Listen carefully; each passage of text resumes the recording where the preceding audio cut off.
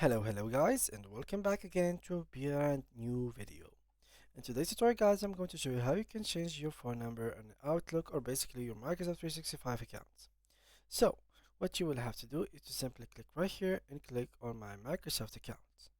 After doing so, this will open and here you will find your informations. So clicking there, this will open.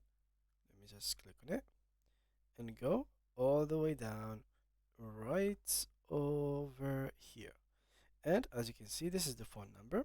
So all I'm going to do is to actually get ahead and use a Microsoft account. So your phone number is used to sign into your Microsoft account. I'm going to edit contact information. And from there, you have to actually go ahead and put your password.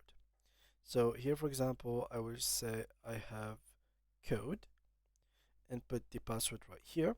Once you did that, you will be able to actually write down the phone number and then they will send to you a code in the phone number that you had already within your account.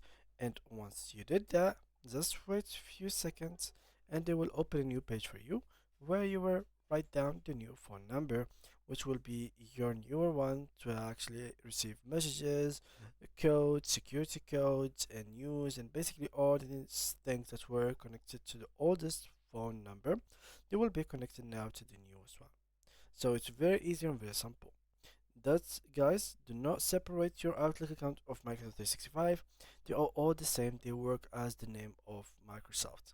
So Outlook is just the email side, and Microsoft 365 is basically a platform that has all Microsoft tools, and yeah.